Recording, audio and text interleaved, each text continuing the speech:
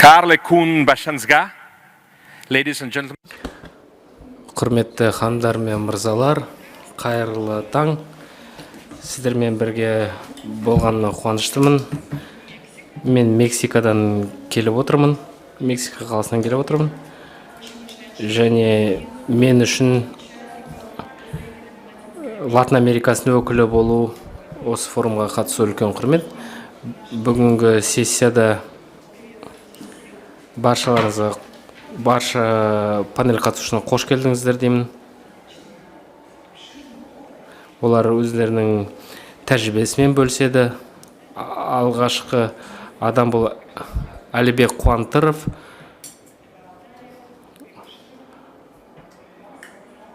Сізге қатысып отқандар үшін рахмет.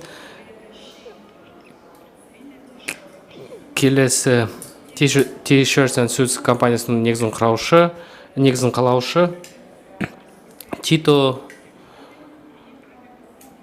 және Хави Пасандра. Ол ДЗМО-ның дамыған елдер мен дамушы елдер бөлімінің директоры.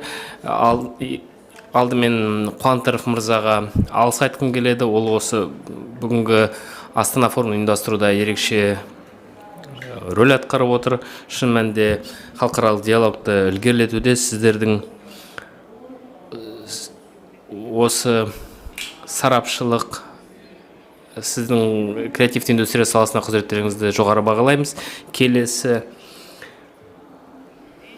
сөзді бұл Британ университетіне қатысты. Олар 4 миллион астам жұмыс орын ашты. 25 жылдан астам жұмыс тәжірибесі бар. 250 мың әртүрлі соңғы жылдар біз эволюцияны байқадық. Ол дәстүрлі индустриялық өнеркәсіптерден бастап қазіргі мәдени болып табылмайтын салаларға дейін дамуды көрдік. Ол дәстүрлі емес сала. Қазір біз бейне ойындар туралы, адвертайзинг туралы айтып отырмыз және басқа да салалар. Осындай жан-жақты экожүйеге көшпес бұрын креативті индустриялар экономикасын дамытуға көшпес бұрын бұл әрине кадр мәселесін қамтиды. Жеке қажеттіліктерге қатысты жоғары талаптар қояды. Және де зияткерлік меншік бойынша заңнамамен бұл қорғалады. Неліктен Мексиканың өкіліне осы панельдің модератор рөлін берді деген сұрақ қояр боласыздар. Себебі Мексиканың экономикасы осы креативті индустрия саласында маңызды рөл атқарып келеді. Бірде-бір Латын Америкасының елі осы Мексика сияқты нәтижеге қол жетіп отырғызған жоқ. COVID-19 салдарына қарамастан халықаралық инвестицияларды пайдалану және Мексиканың артып отқан рөлін ескере отырып, қазіргі кезде үкіметтік реттеу актілері қазіргі уақытта экономиканың, креативті индустрия экономикасын алға жылжытып жатыр. Әрине Мексика қазіргі кезде өзінің коммуникация байланыстарын дамытып, бұл индустрияда теңгерімге қол жеткізуге тиіс. Менің елім шын мәнінде осы аспектте дамуға тырысып жатыр. Бірлесе отырып, халықаралық ынтымақтастың көмегімен біз әртүрлі креативті экономикалық салалардың әлеуетін зерделей аламыз деп ойлаймыз. егер сіздер келесі сөзді Әлібек Қуантыров мырзаға бергім келеді. Ол Қазақстан Республикасының ұлттық экономика министрі. Алғашқы сізге қояр сұрағым, қандай қаржылық және қаржылық емес құралдар креативті экономика саласына инвестициялар тартуға мүмкіндік береді деп ойлайсыз? Рахмет. Баршаларыңызды осы форумда көргеніме қуаныштымын. Панель бойынша әріптестерімді көру мен үшін көруге де қуаныштымын. Париж мырза, сізбен кездескеніме де қуаныштымын. Менің ойымша, біз жаһандық креативті экономика трендіне кіріктік деп ойлаймын. Жалпы ішкі өнімге келетін болсақ, осы креативті экономикаға қатысты осындай орташа әлемдік көрсеткіштердің 30%, ал біздің елімізде бұл көрсеткіш 2,7% құрайды. Және бұған 200% сенімдімін. Әрбір әлемдегі ел креативті экономиканы дамытуға әлеуеті бар екеніне сенімдімін. Креативті экономиканың негізгі драйвері бұл адамдар, әрине әсіресе бұл жастар. Біздің халқымыздың 33% бұл балалар. Осы Қазақстанда шын мәнінде бұл орасан зор әлеует. Шын мәнінде оларды оңай оқытуға болады, оларға ықпал етуді жақсы. Біздің балаларымыз үшін қоғамда бұл қаржылық және қаржылық емес аспект. Ол шын мәнінде біздің мәдени мақсаттарымызға сай келеді. Креативті экономиканың табысын қаржылық және қаржылық емес құралдардың көмегімен табысын түсіне отырып, әрбір елде бұл болуға тиіс. Бірінші кезекте бұл субсидия туралы айтып отырмыз. Оны әрбір елдер пайдаланады.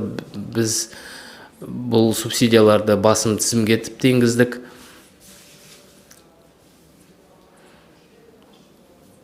Ұлттық бюджеттен үлкен қолдау көрсетеді. Сонымен қатар бюджеттік емес қаражат бар. Оны біз тиісті бизнес салаларының халықаралық салалардың қаражатын пайдаланамыз.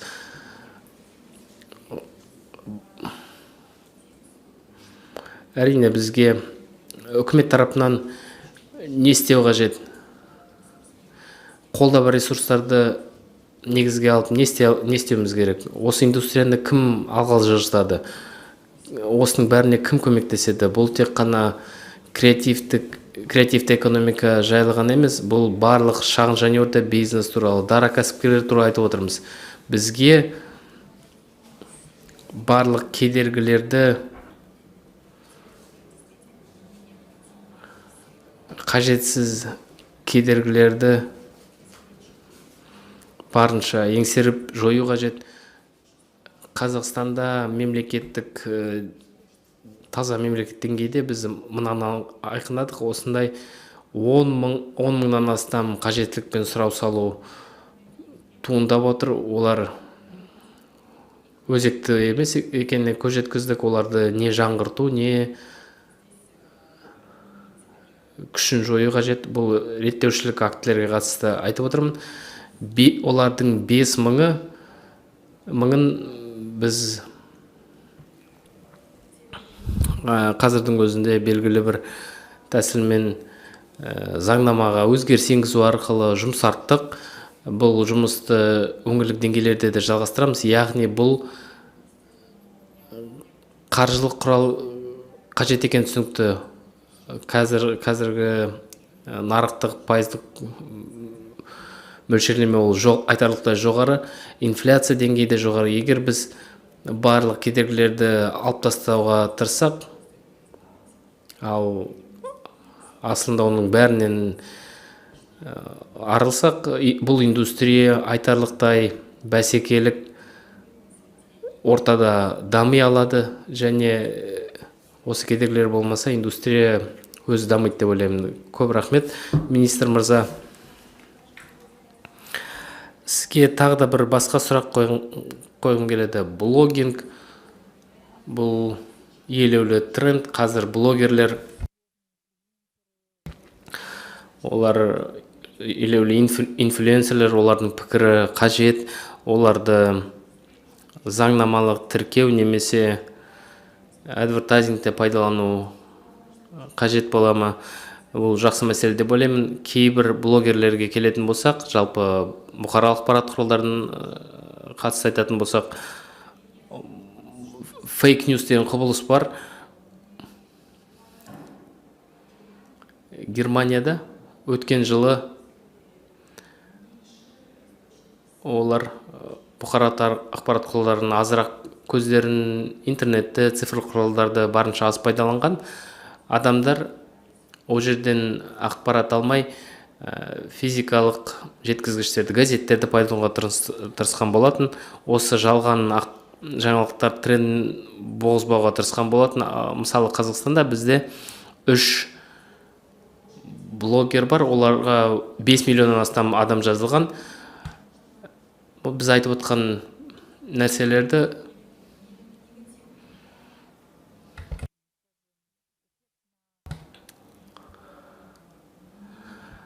олардың бір қоғамдық пікірге теріс әсері бар болуы мүмкін. Мысалы, демократиялық елдерді айтқан кезде сөз бостандығы болу керек дейміз. Қазақстан бұл тұрғыдан өте ашық ел. Бұқаралық ақпарат құралдарына пікір айтуға қатысты ашық. Үкімет, кейбір мемлекеттік органдар, басқа да құрылымдар, көбінесе олардың әрекеттері жиі сынға ұшырап жатады. Әрине, бұл негізді болып жатады, ал кей жағдайда бұл үшін осы сынға ешбір негіз болмай жатады. Негізгі проблема, менің ойымша, бұл осы пікірге теріс әсер болмауға тиіс деп есептеймін. Жастардың және ересек егде жастағы адамдар туралы айтып отырмыз. Өйткені осындай блогерлер, инфлюенсерлер, олар қаржылық пирамидаларға адамдарды алып келуі мүмкін. Мұндай пікір әрине ескерілуге тиіс, бірақ ол қоғамның бүкіл макроэкономикалық, микроэкономик тұрғыдан, физиологиялық тұрғыдан оған нұқсан келтірмеуге тиіс. Бұл түсінікті нәрсе. Бұл жерде креативті экономиканы жастарға жағымды әсер ету үшін пайдалану қажет.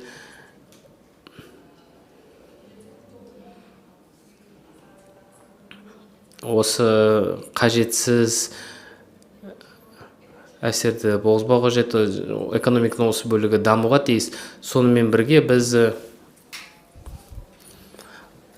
басқа да мақсаттарға қол жетуді ұмытпауымыз қажет. Рахмет, министр мырза. Қарсы болмасаңыздар, Дэвид, сізбен әңгімелесейік. Бізге Қырғызстандағы креативті индустрияның тарихы туралы айтып берсеңіз, Данияр. Рахмет. Бірінші кезекте айтайын дегенім, осы сессияны өтіп отқанына қуаныштымын. Бұл осы форумның аясында өткізілгені бізді қуантады. Орталық Азиядағы елдер, тұрғындар креативті индустрияның экономиканың бар екен туралы біле бермейді. Мен бұл туралы Қазақстанда 5 жыл бұрын білген едім. Британдық қауымдастық форум өткізген болатын. Бұл негізгі тұғырнама. Ол жерде біз дамытуды липфрог жасап дамыта аламыз. Негізгі серіктестер осы тұғырнаманың бір бөлігі болып табылады. Қырғызстан туралы айтатын болсақ, биылдан бастап, егер сізде креативті бизнесіңіз болса, Қырғызстанға көшуді ұсынамын. Себебі біз осындай әлемде креативті бизнестің бәрін тартып жатырмыз. Бізде қазір өте қызықты эксперимент жүріп жатыр. Біз креативті парк деп атаймыз. Сіз ол жерде өз бизнесіңізді белгілі бір ұйымды тіркеп, белгілі бір салық төлейсіз. Сіз соның арқасында елімізде қалып жұмыс істейсіз. Әрине бұл бастаманы жекеменшік сектор ұсынып отыр. Мен сол қауымдастықтың төрағасы болып табыламын. Біз осы нақты жобаны ұсынған едік.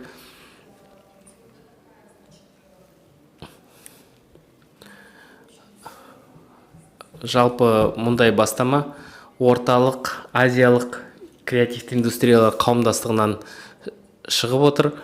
Бізде дамудың жол карта, креативті индустрияларды орталық Азияда креативті индустрия дамыту жол картасы бар. Біз бұл тұғырнамада осы креативті индустрияның дамуына не істей алатынымызды талқылаймыз. Бұл біздің осы серпілісті жасау, даму жолындағы маңызды қадам деп ойлаймын. Жарыспалылық аспектісін ерекше атап өткім келеді. Елдерімізде бір-бірімізді біз бәсекелес деп есептейміз. Олар бұл тұрғыдан коммуникация жасағысы келмейді. Біз Хабиб мырзамен бұны талқыладық. Бізде қауымдастықтың 80 астам мүшесі бар. Біз бір-бірімізбен өзара ынтымақтастық жасаймыз. Осы индустрия үшін ортақ стандарттар жасаймыз. Өзара іс-қимыл жасаймыз. Бұл өте маңызды, себебі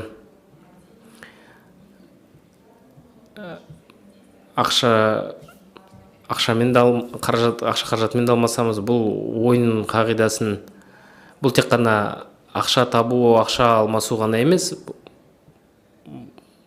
мәселесі ғана емес. Мысалы, менің бизнесім ол осы орталық азиялық хабтың бір бөлігі болып табылады. Бізде 19 мыңнан астам осындай инноваторлар бар.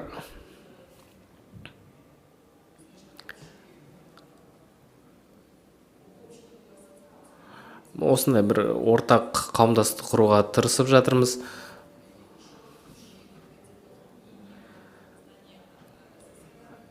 КСРО кезінен келе жатқан пікір, білім, еңбекке ақы төлеу, зауыттар салу үшін еңбекті пайдалану, осының бәрі сол кеңес дәуірінің мұрасы десе болады. Посткеңестік елдерде, Қырғызстанда, Қазақстанда, Ресейде бар дүниелер. Шын мәнінде бізде салық деңгейі өте жоғары. Бұл креативті индустрияның дамуына мүмкіндік бермейді. Себебі құнның 90% креативті мамандардың жалғысынан тұрады. Бұл жерде бір нақтылап өтеймін.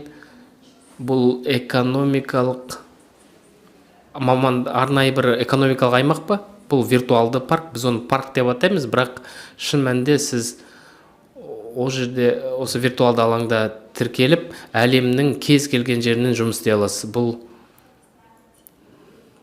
оны виртуалды әлемде қалдырған дұрыс, себебі менің ойымша креативті индустрия белгілі бір географиялық орынға байлаулы болмауға тиіс деп есептеймін. Адамдарға өздері қолмен ұстай алмайтын заттар, дүниені бағалау қажет. Бұл абстрактілі болуға тиіс.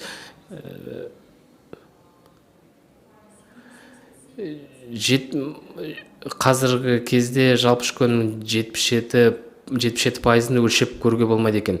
Ол абстрактілі. Сонымен бірге өнімділікті өлшеуге болатын кәсіптер роботтармен алмастырылады. Бізге қалатын нәрсе көп емес, сондықтан креативті экономика өте қажет. Мәдени көзқарасты, жалпы көзқарасты өзгерту қажет деп ойлаймын. Бұл жерде адамдарға креативтілік бұл жаман бір нәрсе емес екенін түсіндіру қажет. Егер креативті кәсіпкер десеңіз, сен үмітсізсің деп айта алады. Олар сіз салық төлемейсіз деп ойлайды. Үкімет талдау үшін бірдеңе істеп жатсыз деп ойлайды. Адамдардың бізге деген көзқарасын, ойлауын өзгерту қажет. Әйтпесе біз бұл индустрияны дамыта алмаймыз. Бұл парк бұл паркты басқа елдерде қалайша пайдалануға болады? Ол басқа елдерге қалай келе алады? Менің ойымша бұл өте қызықты технология. Оны басқа елдердің пайдалануына болады. Жаһандық тұрғыдан алып қарайтын болсақ,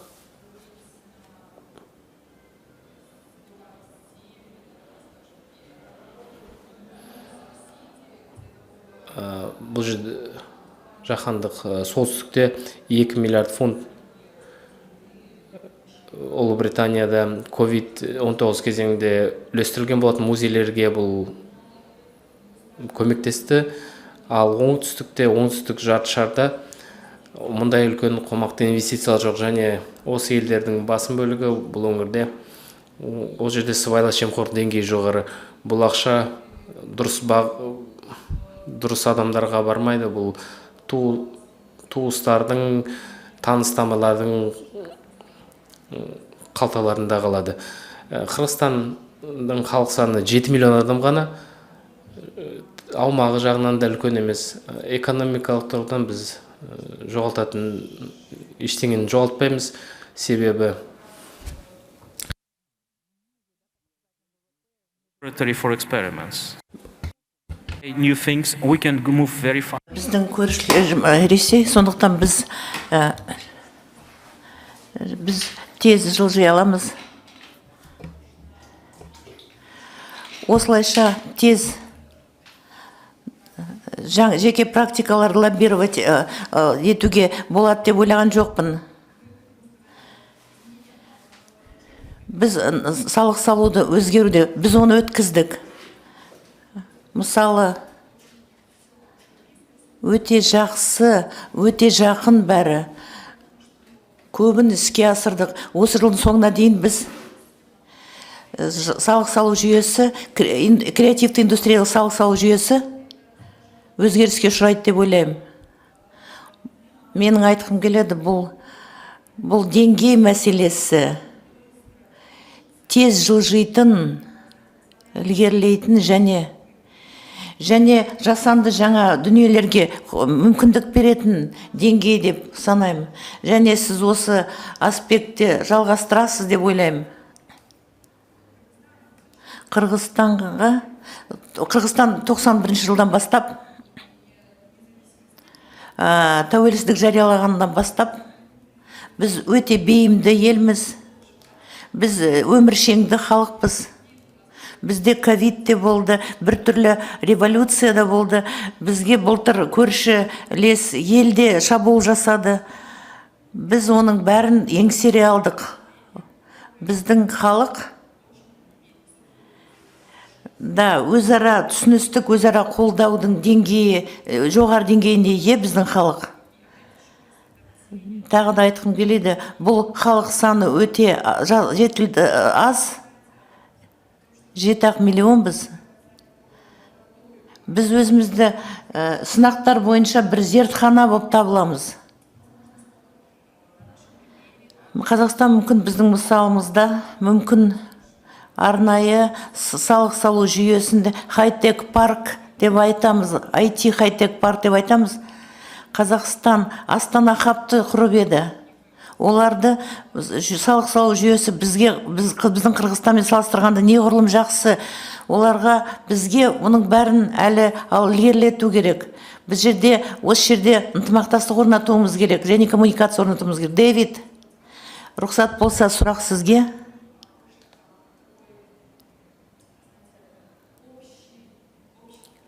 Жалпы трендтер туралы.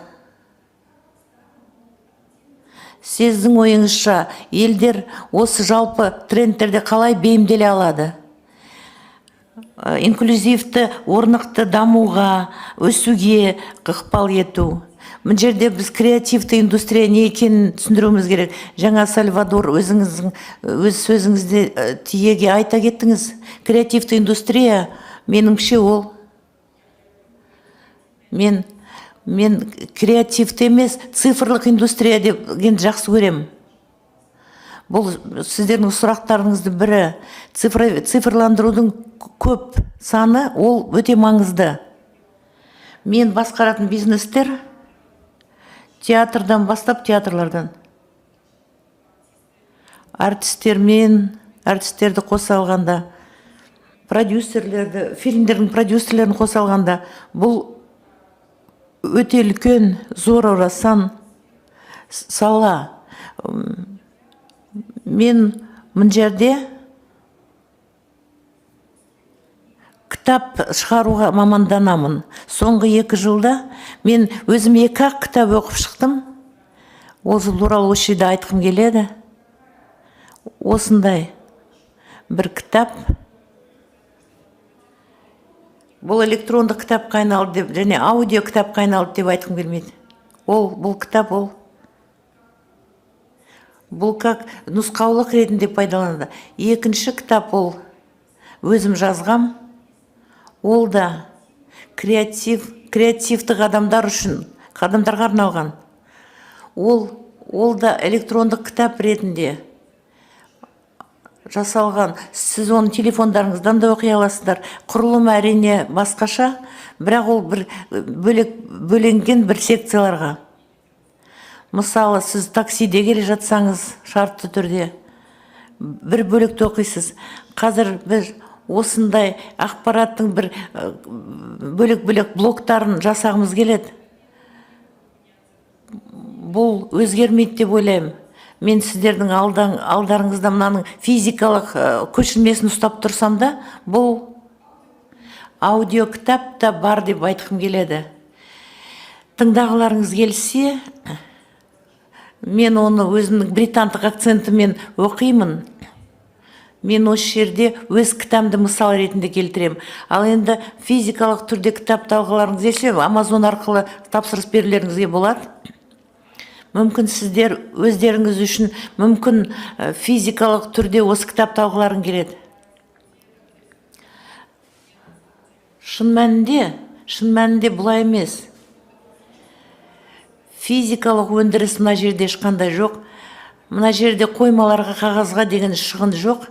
Тек қана адам сатып алғысы келгенде ғана біз сол көшірмені жасаймыз, яғни шығарамыз. Біз миллиондаған тираж шығармаймыз. Егер қажеттілік туындаса ғана біз тез шығарып, миллион кітапта шығара қоямыз. Мен осы Жаңа Зеландияда болғам. Кәсіпкерлерге көмектестім креативті бизнесте. Олар үлкен емес, шағын ғана ел осы көзқарастан. Стартап деңгейінен олар қалай импорттау жасау керек, импорттауды. Мысалы, Біріккен Корольдікте, Америка Құрама Штаттарында сияқты бизнестерін дамыта алмайды. Сіздер өз бизнестеріңізді ішкі нарыққа бағыттауыңыз керек. Мысалы, бір цифрлық аппаратураны экспорттау үшін, мен ылғи ойлаймын, осы тұрғыдан қарағанда, қазір біз жұмыс істейтін бизнеспен жұмыс істегенде, маған оңайлау, неғұрлым бір физикалық түрдегі бір өнімдермен жұмыс істегенге қарағанда. О жерде логистика бүкіл ел, дүние, әлем бойынша. Ол кәсіпкерлер, ол басқа бір белсенді емес, пассивті қолданушылар болғысы келмейді. Олар тек қана бұл ыңғайлы және арзан болғандықтан ғана емес. Сіз өзіңіз шеше аласыз, қашан және нені тұтынғыңыз келеді. Бұл да қатысу. Мысалы, Лего ойын алсы. Сіз осы процестің бір бөлігі болып табыласыз, креативті процестің. Креативті индустрия өте әртүрлі, басқа әртүрлі елде болғанына қарамастан, біз өзім болғанда белгілі бір сын теуге өрендер бар екенін айтылды. Ең алдымен ол интеллектуалды құқық, үшінші ол маркетинг. Колумбия. Сіз сын теуге өрендеріңізде жеке болып табылмайсыз дедім. Бұл жалпы ортақ проблема. Әрине, бір әртүрлі деңгеймен салыстырғанда мүмкіндіктері әртүрлі. Мен сізге жауап бердім бе? Я, мен айтқым келеді, бұл осы ойды жалғастыруға болады. және правитель, үкіметтер, ұйымдар осы индустрияға нарықты дамытуға, халықаралық нарыққа шығуға қалай ықпал ететіндігін туралы айтайық. Осындай ортаны экономикалық, қаржылық құрылымды жасап, осы саланы дамыту керек.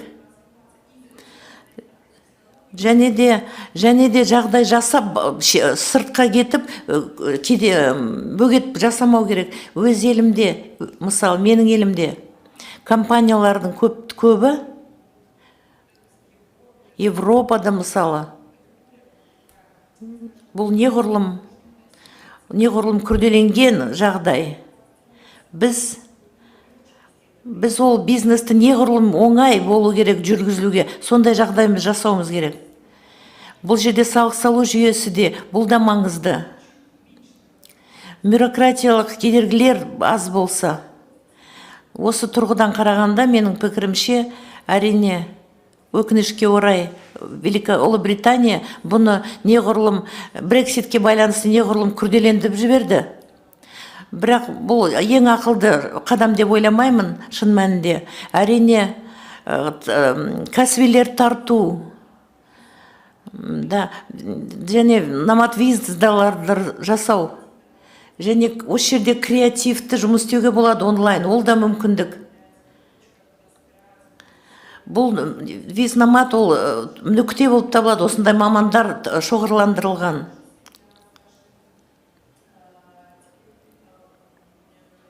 Енді олар да осы номад визасын қолданды. Менің ойымша, виза неғұрлым қолжетімді болуын жасау керек. Бірнеше қадам бар үкімет жағынан. Дэвид, тағы бір-екі сұрақ. Неғұрлым терең айтсақ, сіздің тәжірибеңіз туралы. Инновациялар қаншалықты маңызды рөлге ие осы креативті индустрияларда, және қаншалықты ол осы бәсекеге қабілеттіліктің бөлігі болып табылады. Және креативтілік индустрияның жүрегі не болып табылады, өзегі. Креативтілік дегеніміз, ол жерде маңыздысы, инновациялармен айналысу маңызды. Әсіресе, бұл сөз, креативтілік деген сөзге өте мұқият, байқап қарау керек менімше. Алайда адамдарға ол бір түрлі бір ықпал етеу, әсер етеу мүмкін. Мысалы, өнер креативтілігі деген, мен осындай тренинг әзірледім. Және жұма күні түстен кейін мамандар үшін, қызметкерлер үшін мен оларға айттым, мен сіздерге пайдалуға көмектесем, инновацияларды енгізуге, және тапсырыс берушілердің қажеттіліктерін қанағаттандыруға. Бұл жерде креативтілік деген сөзді болдырмау керек еді, оны тыс қалдыру керек еді. Бұл жерде белгілі бір шатастыру болып кетеді көзқараста. Өнердегі креативтілік, шығармашылықтағы креативтілік, ол әртүрлі адамға әртүрлі әсер етеді. Мен ұсынамын, екі термин болған ұсынамын. Бірінші ол креатив, ол өнердегі креативтілік. Біз түсінеміз, бұл суретшілер, ақындар, мүсіншілер, музыканттар. Бұл осы саладағы шығармашылыққа қатысты, түсінікті. Мен осы жерде ұсынуды, креативтілік терминін пайдалануды ұсынар едім. Бұл жерде дарындылық, инновациялар дегенді білдіреді. Бұндай креативтілікті кез келген салада тауып алуға болады. Ауыл шаруашылықта да, білім беруде де, сондай-ақ әскери салада да, құқық қорғау, денсаулық сақтау саласында, банк саласында да. Креативтілік мысалдары бар. Маған келсек, бұл мен креативтілік индустриясын кәсіпорындарға, клиенттерге айтам. Я, сіздер өз салаларыңызда креативтілерсіздер. Сіз компьютерлік дизайн жасағанда, белгілі бір кітап шығарғанда, фильм жасағанда, сіз креативтілік жасайсыздар. Ол офисте, кеңседе болуы мүмкін. Бұл жерде әртүрлі бизнес модельдер қолданылады. Бұрын бұл туралы біз айтқамыз. Біз бизнесте де, кеңседе де креативті, студияда креативті болуымыз мүмкін. Рахмет сізге, Дэвид. Және соңғы сұрақ. Бұл қозғайды. Жаңа сіздің оқулықтарда қозғалған тақырыпты қозғайды деп ойлаймын. Қаншалықты теңгерімге қол жеткізуге болады?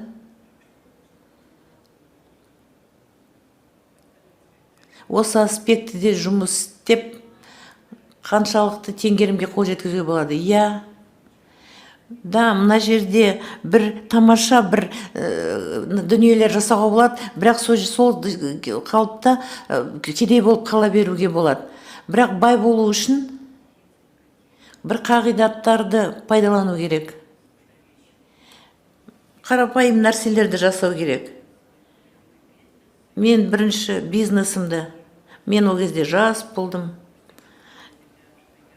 Өзімді жап-жас болғам. Мен 20-шы ғасырдың соңында мен жас болдым. Бірақ өз қағидаттарыңа берік болу керек. Мен өз қағидаттарды сатқым келмейді. Қазір көптеген кәсіпорындар 90, менің тәжірибемнің 90% ол біз таңдау жасауда. Біз табысты да, бизнесте де, коммерциялық жағынан да табысты болуымыз, креативтілікте де табысты болуымыз мүмкін. Біз ақылды бизнес ойлауға ие болуымыз керек. Мысалы, бұл жерде теннискалар, мысалы, немесе жейделі көйлектерді айтсақ, бұл креативтік адамдарға, ол студиялда креативті заттар жасайтын. Олар көйлек жасағанда да ақылды. Бұл бір тамаша үйлесімдік болар еді. Осы туралы мен конференциялардағы сөз сөйлеуде сөз етемін. Бизнес саласында семинар өткізгенде біз бірдеңе сатумен ғана айналыспай, таңдаумен айналысуымыз керек. Қандай модельді алсақ та, біз таңда жасауымыз керек. Ал креативтілік туралы айтқанда, бұл сөздің кооперация және бұл сөздің гибриді. Сіздің бәсекелестіктермен ынтымақтастықта сценаристер болсын, фильмде болсын, қандай бірді. Келесі мәселе ол виртуалдық меншік.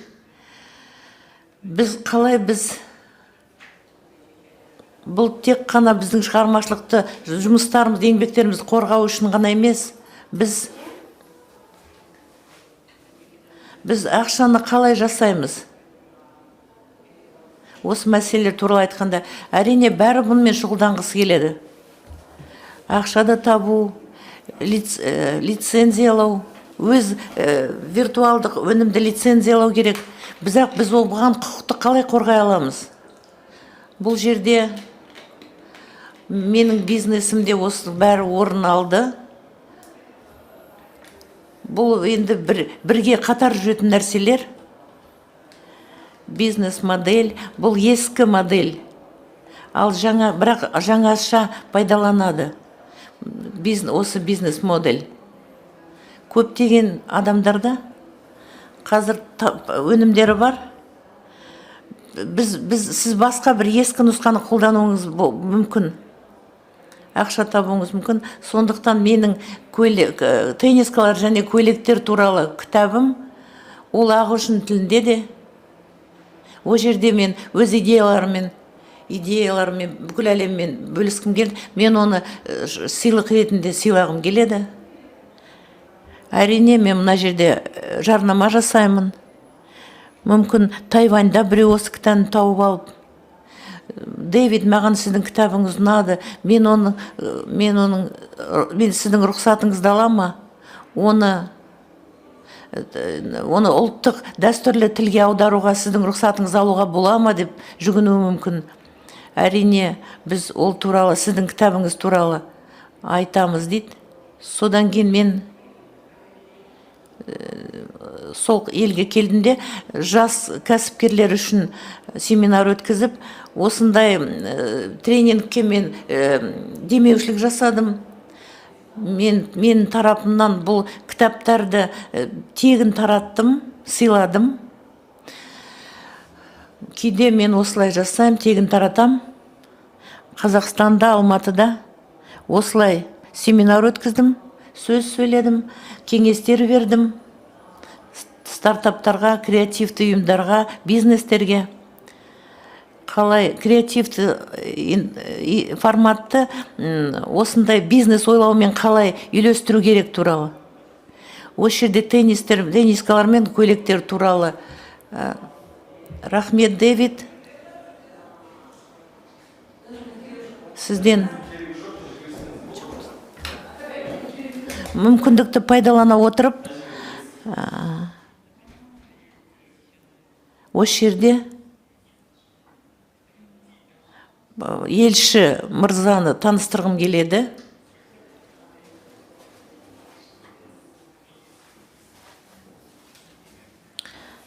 Ол сарапшы және жаһандық экономикалық кеңестің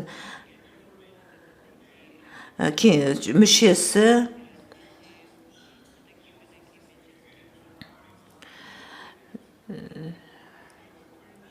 Орнықты инклюзивті өсуді даму, сіз осы тұрғыдан қандай сабақ алдыңыз? Бұл өте ұзақ жол болды. Көптеген өзгерістер болды бізде, даму процесінде. Басқалар сияқты бізде тұтындық, өнімді тұтындық, өндірдік. Адамдардың интеллектінің негізінде, еңбегінің негізінде. Бірақ креативный деген бұл кейін термин болды. Біз оны қалай іске асыруымыз керек саясат ретінде деп ойландық. Көріп тұрғаныңыздай біз бұл терминді 2009 жылы ресми түрде пайдалана бастадық.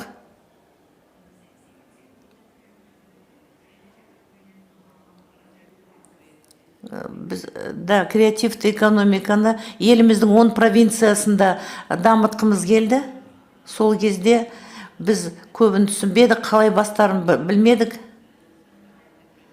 Үкімет тарапынан 2013 жылдары креативті экономика, туризм және креативті экономика министрлігінің ведомствосына берілді. Және осы мәселелермен архитектура, дизайн және басқа салаларда қолдана жұмыс істей бастадық. 2014 жылы біз үкіметтегі өзгерістерге байланысты ұлттық үкіметтің мені жұмыс топқа жұмыс істеуге шақырды. Креативті экономика не екенге қатысты, өйткені Индонезия нақты бір қиындықтарға тап болды. Біз 280 миллион адам негізгі тиындық, ол өнімдердің, логистиканың, ресурстарды біргелкі таратуда, үйлестіруде болды. Креативті экономикаға қолдану үшін біз бүкіл аралдар үшін осыны ойлауымыз керек болды. Сондықтан біз тұжырымдама жасағанда 2014 жылы біз креативті экономиканы осы жүйе ретінде түсіндік. Біз оны тек қана ауыспалы кезең емес, және өнімді сату туралы емес. Біз адами ресурстың әлеуеті, олардың иеліктеріне не болу керек екенін, қаншалықты олар осы индустрияға тартылуы керек туралы сөз еттік. Оларға қаржылық көмек керек екен өсу және даму үшін екені туралы. Және креативті экономика шеңберінде біз тек қана ауыспалы кезеңде емес, ауыспалы көшуде емес, біз ресурстарға қатысты да, әлеуетті өсіруде де, адамдардың әлеуетін өсіруде де көмектестік. Және 2009 жылы бізде агенттік, креативтік экономика жөніндегі агенттік құрылды.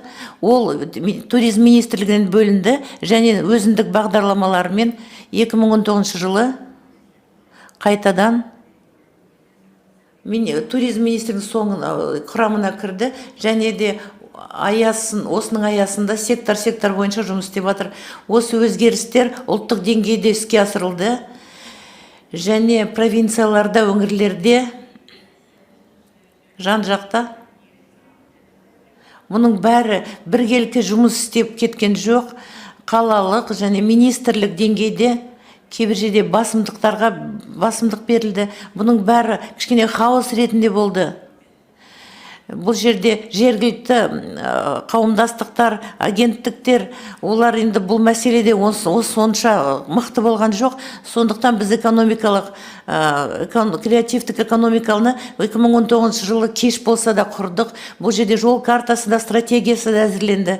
Осыдан бастап біз орындай бастадық оларды. Бұл жерде иерархия да болды.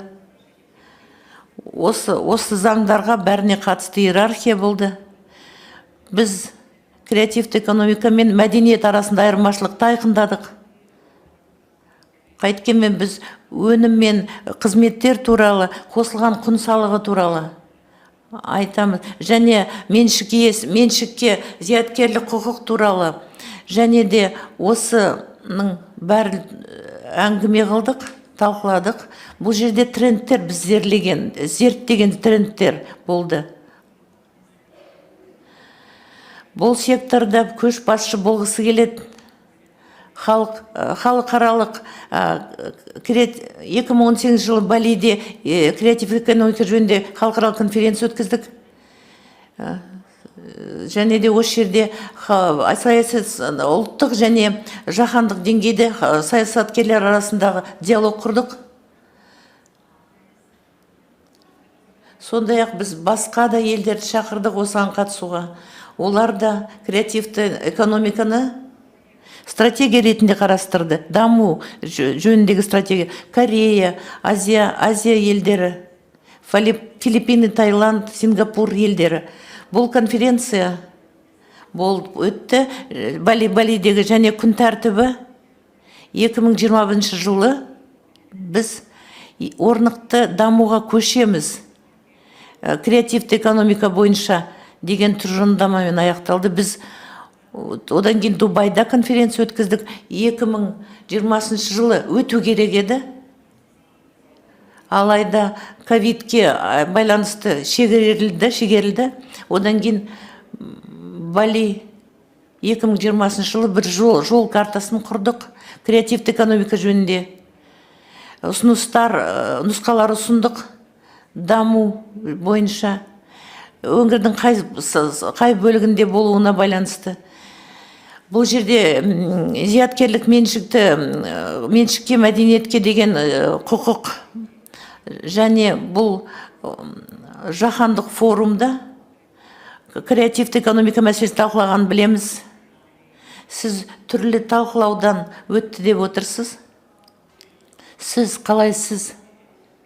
Оның түгелін жергілікті деңгейде басқардыңыз. Мұның бәрін халықаралық деңгейде жүргізу керек. Қандай жаһандық ең озық практикалар күш-жігерлер пайдаландыңыз және креативтік экономиканың күшін рөлін қалай айқындадыңыз? Инклюзивті орнықты дамуды дамыту үшін, өсуді дамыту үшін. Жас адамдар қазір олар тек қана табиғи ресурстарға сенуге бей ғана сенбеу ғана керек екенін түсінеді. Сондықтан біз секторлардан, дамудан тек қана өндірумен айналысқымыз келмеді. Біз адамдардың интеллектін пайдаланғымыз келді. Ол интеллект, ол табыс көзі болып табылады. Жас адамдар, олар мүдделер бойынша топтар құрып, олар топтарда бірлесіп жұмыс жасайды. Тағы бір құбылыс бар сондай. Өйткені біз оларды жаңа компаниялар, брендтер пайда болып атқан көреміз. Олар өз бетінше жұмыс істейді. Сіздер өз стартаптарыңыз, компанияларыңыз құрған кезде экожүйелерді жеткізулер тізбегін қарағанда біз бұның бәрі оларды біріктіреді деп сенеміз. Және бұл құбылыс ол тіпті шағын қалаларда, жағалау бойында орналасқан қалаларда, тауларда орналасқан қалаларда бұл процесс жүреді. Біз осындай қоғамдастықтарды құрдық. Біз индонезиялық креативті экономика желісін құрдық. Егер ұлттық деңгейде айтатын болсақ, бұл үлкен тұжырымдама, ол барлығын біріктіреді. Егер оны қалалар деңгейінде қарайтын болсақ, біз креативті қалаларды құрамыз. Олар креативтік экономика түсінігі негізінде басқарылады. Бізде әртүрлі қоғамдастықтардың адамдармен сипаттамалар болғандықтан біз осындай шеңберді құрдық. Оған әркім жүгіне алады және контекст тұрғысынан да бірер мәселені қамтыдық. Біз үкіметтің жұмысына өз үлесімізді қосқымыз келді. Біздің жүйемізде шығармашылық адам тарапы негізгі мүдделік туралы қарастырмайды. Үкіметтер басқа мәселелер, білім беру, денсаулық сақтау, инфрақұрылым, туризм туралы ойлап, креативті экономика басымдық беріле бермейді. Сондықтан біз осындай қалаларды, осындай аймақтарды креативті экономика негізіне құруға тырысудамыз. Осы заңның негізінде біз осындай KPI-ді Индонезияда құрдық. Яғни біз, егер сіз осы стратегияны имплементацияласаңыз, оның ішінде еліміздің, қаланың дамуына өз үлесіңізді қоса аласыз. Бұл бізге креативтілік индексін арттыруға мүмкіндік береді. Үкімет осы құралды шешім шығару үшін қолданады. Бұл сіздердің кейбір қалаларыңыз соншалықты креативті емес екенін білдірмейді деп ойлаймын. Бұл біз сізге арында креативті деп айтып отқан жоқпыз. Бұл индекс қай жерлерде, қай аспектілерде сіздерге дамуға болатынын, осы деңгейге жету үшін не істеу керек екенін көрсетеді. Жалпы бизнес туралы болуы мүмкін, қауіпсіздік мәселесінде және басқа да мәселелер бұған кіреді. Ол әртүрлі аспектілерді көрсетеді. Тито, сіз жаңа айтқаныңыздай 21 жылы бұл креативті индустрия жылы болды дедіңіз. Осыны біз Қазақстанда қалай қолдана аламыз? Жақсырақ ынтымақтастықты, өзара алмасуды құру үшін осылай инклюзивті бағытта. Шын мәнінде 21 жылы бұл осындай креативті даму жылы болды. Бұл 2019 жылы болды. 2019 жылы осылай мәлімделген болатын. Одан кейін пандемия орын алды. 21 жылы біз үлкен бағдарламалар бойынша жұмыс істедік. Олар 2019 жылдан бері іске асырылмаған болатын. Бірақ бұл ретте пандемия бізді шын мәнінде ненің басымдық екенін көрсетті. Соған үйретті. Адамдар не үшін өмір сүремін деген сұраққа жауап іздей бастады. Көріп отырғанымыздай креативті экономика қай экономика секторы пандемия кезінде дамығанын көрсетті. Көріп отырғандарыңыздай адамдар ненің органикалық үйлесімді екенін, табиғат жайлы, салауатты нәрселер жайлы көбірек ойлана бастады. Бізде осындай типтегі ресурстарымыз көп екенін түсіне бастадық. Пандемиядан кейін біз табиғи нәрселерге негізделген бизнестерді дамыта бастадық. Мысалы, сіз кез келген жерге барсаңыз, таңертең оянған кезде осындай таңдау жасайсыз. Осының бәрі сізді салауатты етуге тиіс. Яғни сіздер өмір салтын өзгертулеріңіз керек.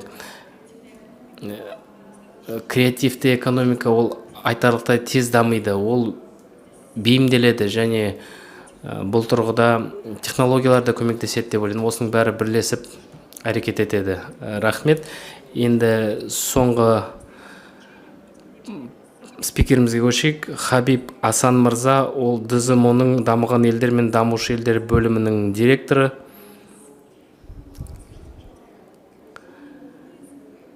Қандай зияткерлік меншікті, зияткерлік құқықтарды қорғау бағытында қандай сын-қатерлер бар? Бұл креатив индустрияның дамуына қалайша әсер етуі мүмкін?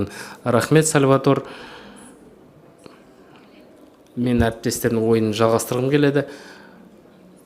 Бұл экономикалар мен индустрияларға қатысты. Бірінші кезекте біздің ойым жайлы, ДЗМО жайлы айтып өткім келеді. Ол бұл аясындағы мамандырылған ойым. Біз Женева қаласында орналасқанбыз. Біз зияткерлік құқықтарды қорғау және ілгерілету мәселесін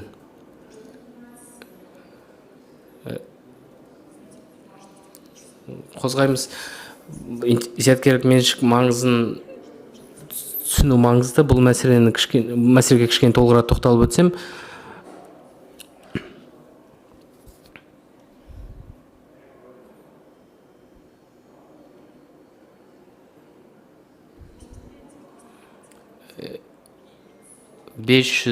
компанияның 85-90%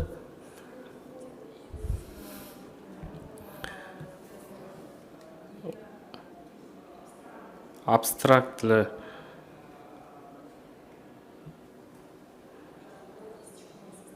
абстрактлы кірістерден тұрады.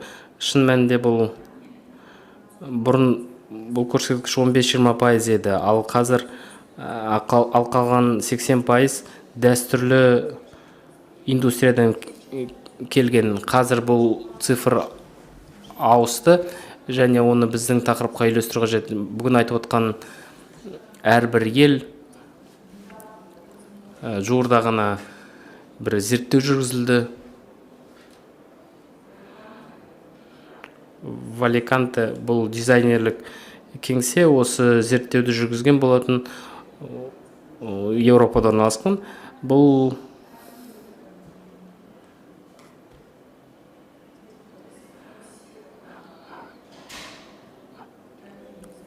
олар негізінен IP индустрияға негізделген.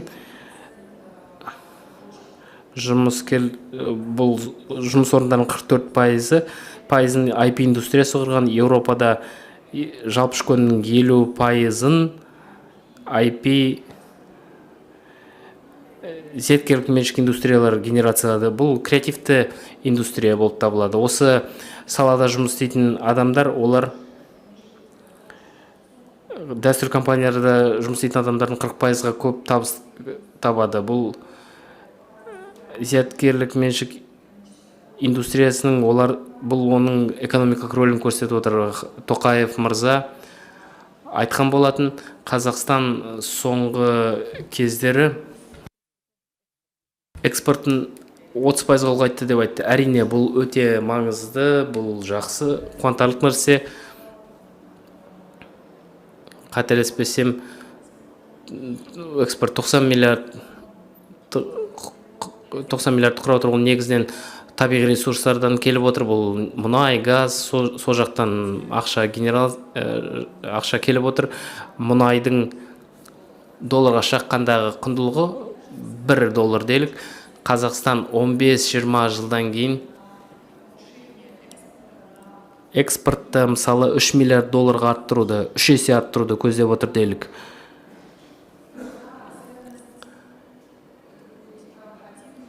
Бұл кезде оның құндылығы $1,15 болады. Сіздердің өнімділігіңізді 3 есе арттыруға қажет болады. Бұл мүмкін болмайды. Егер сіз осы газды, мұнайды өткізетін нарықты таппасаңыз, бұл мүмкін болмайды. Ал маңызды келесте 1 килограммға құндылықты, яғни құнын арттыру маңызды. Дұрыс стратегияңыз болса, сіз 1 емес $5 жасай аласыз. Осындай құн жасай аласыз. Яғни экспорт көлемі өзгермейді, ал оның құны артады. Мысалы, сіз енді оның орнына $500 миллиард таба аласыз. Оны әлде біз бұл IP индустриясының әлеуетін толық ашып отқан жоқпыз. Еуропадан тағы бір мысал келтірейін. Ол жерде Дэвидпен бұл тақырып жайлы айтқан болатын. Стартап компаниялар үшін маңызы туралы. Егер сіз үлкен корпорацияның бір бөлігі табылмасаңыз, стартаптар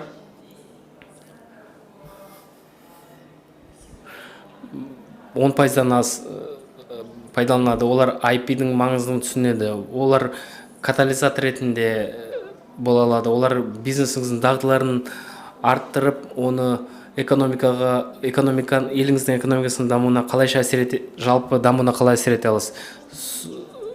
Сондықтан дүниежүзілік зияткерлік меншік ұйымда біз агенттік болып табыламыз, бірақ біз дамушы аспектіге дамушы агенттік болғымыз келеді, техникалық агенттіктен гөрі. Барлық қазір жүргізіп жатқан жобаларды біз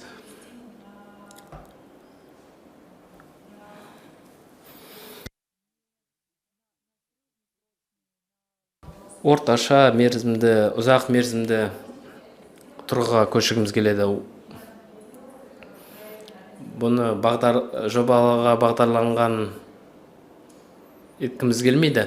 Бұл жерде зияткерлік меншік индустриясы бойынша сарапшылар бар деп ойлаймын. Ол жерде IP секторын түсіну, оны осы ұғымды, осын құпиялықтан арылту қажет, оны анағұрлым инклюзивті ету қажет. Бұл айталық әйелдер үшін анағұрлым қолжетімді ету қажет. Шағын және орта бизнес үшін қолжетімділікті арттыру қажет.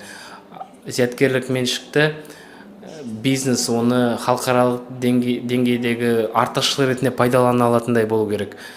Қазір біз осы барлық іс-қимылдарды, әрекеттерді жүзеге асыру бағытында жұмыс істеп жатырмыз. Мен бұл жерде сөзімді тоқтатайын. Егер қосымша сұрақтарыңыз болса, мен жауап беруге дайынмын. Әрине. Бірақ зияткерлік меншік бұл өте маңызды аспект. Дәл осы креативті индустрияны дамытуда маңызды болып табылады. Осы зияткерлік меншік саясаттары, тетіктері креативті Қазақстан сияқты елдері шығармашылықтың, креативтің дамуына қалайша көмектеседі?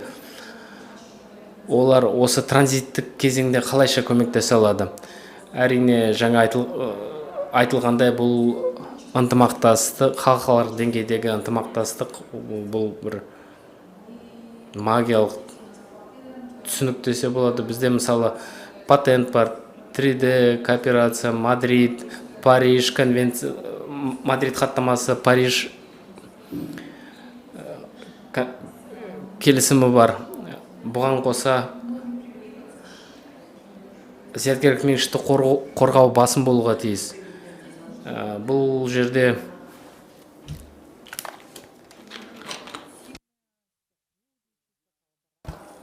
халықаралық ынтымақтастық жоғары деңгейде болуға тиіс. Шын мәнінде біз бұны қазір алға жылжытамыз, бірақ бұл оңай дүние емес.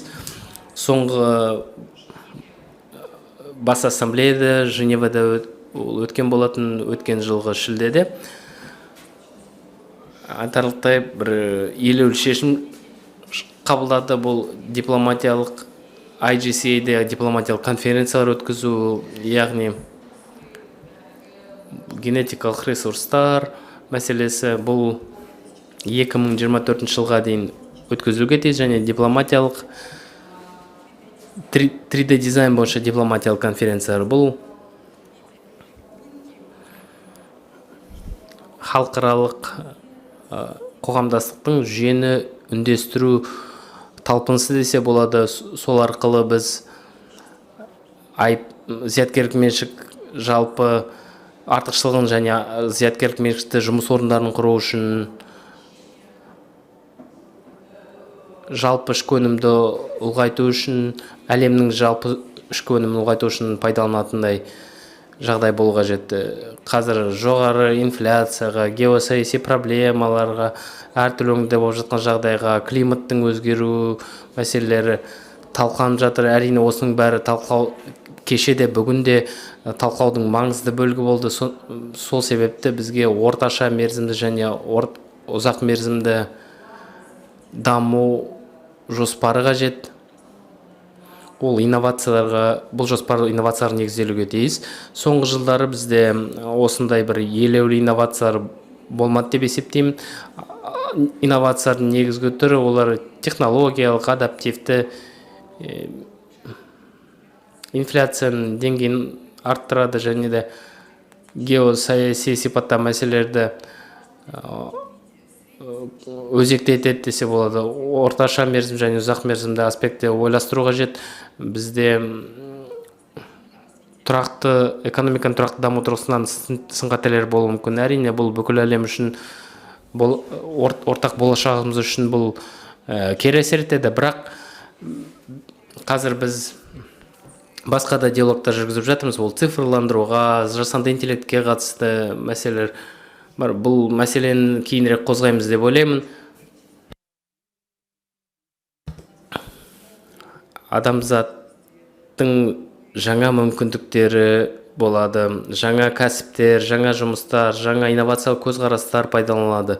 Осының бәрі бізге осы экономиканың тұрақты дамуын, осы инновация негіздеп дамытуға мүмкіндік береді. Бұл жерде коллаборация өте маңызды. Әрине нақты түсінік, білім беру, барлық мүдделі тараптарды оқыту, университеттерде оқыту, инновациялық экожүйе қандай модель пайдалануға тиіс. Ұлттық институттар осы қандай модельді пайдалануға тиіс. Жекеменшік сектордағы ынтымақтастық бұл біз жұмыс істеуге тиіс негізгі сын-қатерлер және осындай экономиканың тұрақты даму жүріп жатқанына көз жеткізу қажет. Шын мәнінде сұрақ-жауап сессиясын ашуға тиіс едім. Бізде панельдік талқылау сессияның уақыты аяқталды деп ойлаймын, және соңында мына бір сұрақты қойғым келеді. Біздің ішкі кеңестеріміз барысында ол талқыланған болатын. Осындай бір қызу, өзекті сұрақ бұл жасанды интеллект. Бүкіл әлемде, бүкіл секторларда, яғни креативті экономика ол осы жасанды интеллектінің ықпалына ерекше ұшырайды сияқты. Асан мырза жасанды интеллектіні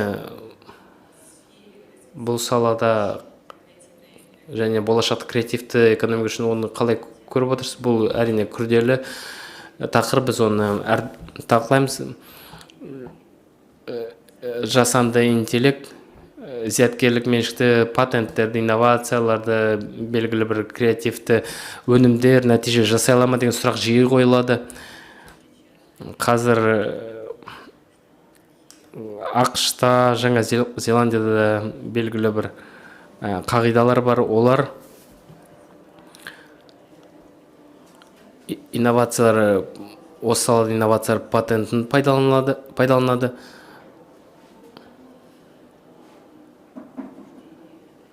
Осы өзекті тақырыпты біз талқылаймыз. Наурыздың соңында біз осы мәселені талқылаған болатынбыз. Генетикалық жасанды интеллектке келетін болсақ, қыркүйекте біз гибридті форматта конференция өткіземіз. Барлық сарапшылар сол жерде Женевада бас қосады, біреулер онлайн қосылады. Біз осы тақырыпты міндетті түрде талқылаймыз. Бізге қағида қажет, оны реттеу қажет деп ойлаймын. Осы жасанды интеллект бойынша жұмыс істеу үшін белгілі бір өзгерістер енгізу қажет. Жасанды интеллекттің адамзаттың мүддесіне пайдалану үшін, игілігіне пайдалану үшін барлық спикерлерге қояр сұрағым, сіздер болашақ жұмыс жайлы айтқан болатынсыздар.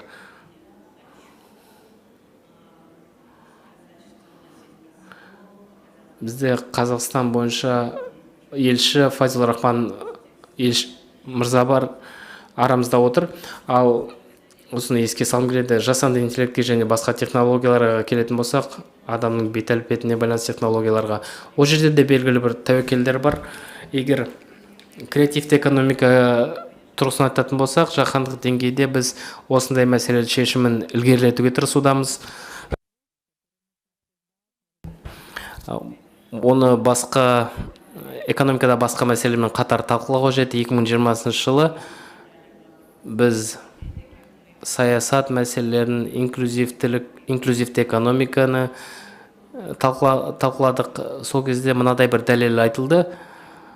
Оңтүстікте жастар басым, сол себепті олар осындай технологияларды оңай пайдаланады делген. Бірақ ұрпақтар арасында теңгерім болу қажет. Бұған дейін айтқан едім, біз көптеген мыңдаған аралдарда орналасқан біздің еліміз. Әрине технология келу мүмкін, бірақ адамның ойлауы осы технологияны қабылдауға әлі дайын емес болуы мүмкін. Бұл қауіпті нәрсе. Италияда олар 2030 жылға дейінгі креативті экономика бағдарламасын қолдануда. Инклюзивті орнықты дамуды көздейді. Біз технологиялар, цифрлық трансформация тұрғысынан айтамыз. Бұл жерде біз үшін бұл тұрғыдан дамитындай мүмкіндік бар. Өткен жылы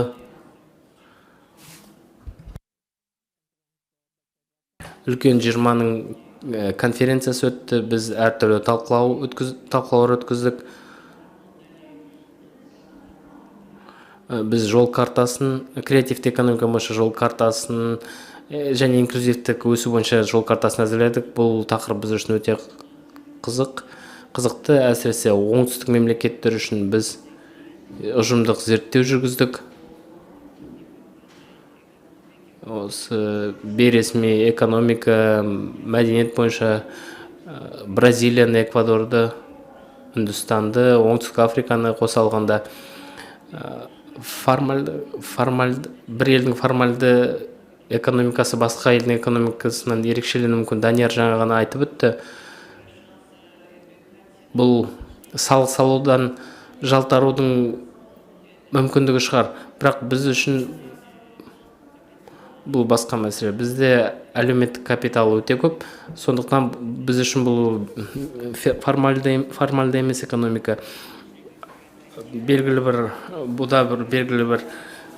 бөлік бар деуге болады. Ол барлық деңгейлерді байланыстырушы буын болып табылады. Осы аралық элемент акылга конумдуу болууга тийиз. Осы дұрыс шешім қабылдау үшін сіз технологияны көмекші ретінде пайдалануыңызға болады, немесе бір басқа да жаман нәрсе үшін пайдалануыңызға болады. Бірақ сіз қандай шешім жасайтыныңыз жайлы хабардар болуыңыз қажет.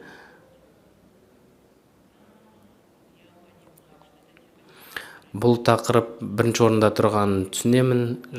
Жасанды интеллектіні пайдалану тақырыбы өзекті екенін түсініп отырмын. Бірақ бұл жерде біз қауіп қатер талқылап отырмыз. Пол Гранның сөздері, келесі сөздері маған ұнайды. Бұл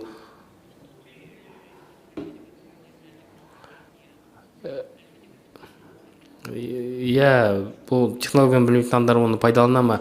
Бірақ технологияны шынайы түсінетін адамдар, олар бұған алаңдайды. Жасанды интеллект туралы біз айтуымыз қажет. Бұл шынайы қауіп қатер бар екенін түсінеміз. Бірақ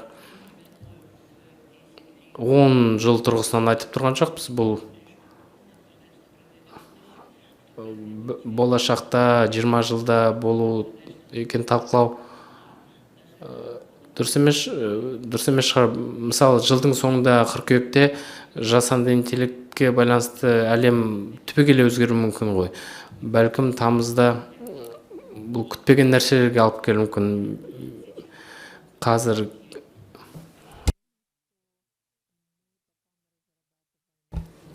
біз жасанды интеллектті пайдаланып технологияны дамытқан кезде бізді не құнды ететінін, осы планета жер шарына түсетін адамдар ретінде бізге қалай әсер етеді. Адамның адаммен әрекет өзара іс-қимыл жасау, мысалы біз бетпе-бет отырып әңгімелесу, бұл шын мәнінде де қол жетпейтін дүние. Сол үшін алғыс айтуымыз қажет. Көп рахмет, өте дұрыс айттыңыз. Дэвид, қысқаша алып қосарыңыз бар ма? Жасанды интеллект бүкіл әлемді өзгертетінін білеміз. Компьютерлік алгоритмдер, әдіснамалар туралы айтқан кезде бұл отбасылық дәрігерге де қатысты деп ойлаймын. Олар денсаулығымызға талдау жүргізеді, белгілі бір емдеу тәсілдерін таңдап дәрі-дәрмек жазып береді. Бұны бірақ ең маңыздысы адамдар жасанды интеллектті медицина саласында бәлкім қолдануда оның мықты жақтары қандай екенін түсіну қажет. Біз дәрігерді, оның эмпатиясын алмастыра алмаймыз. Бұл робот бұны алмастыра алмайды. Ал креативті семинарлар туралы айтатын болсақ, адамдар бір креативті дүниелерді генерациялайды, бір қиялын пайдаланады. Сіздер мысалы душқа түскен кезде сіздің керемет ойлар келіп жатады. Семинарда біз топта бір белгілі бір ойындар ойнауымыз мүмкін. Бұл жүздеген идеяларды генерациялау үшін мүмкіндік. Кейбір адамдармен бұны болашақта істей жатармыз. Ең бастысы идеялардың қайсысы өміршең екенін түсіну қажет. 100 идеяның орнына біз бір-екі идеяға дейін бұны қысқартамыз. Және ең бастысы ол біздің құндылықтарымызға сай келе ме? Біздің компаниямыз осымен айналысуға тиіс пе деген сұрақтар талқылаған кезде адамдар арасында өзара іс-қимыл жүреді. Біз эмоциялық интеллектіні пайдаланамыз. Біз бір-бірімізбен командада, адамдар тобында қалайша қарым-қатынас жасай аламыз дейміз. Осы тақырыптар бойынша креативтілік, идеяларды генерациялап семинар өткізу, оны бәрін ішінде қалай іске асыруға болады, оны бір Құдай біледі. Көптеген ойлар айтылды осы жерде.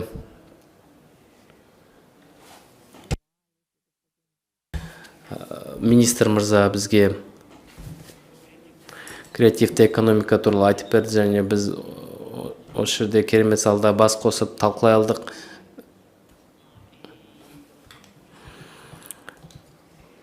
Барлық технологиялардың қатысуымен осы жерде осы сессиямызды өткіздік. Көп рахмет.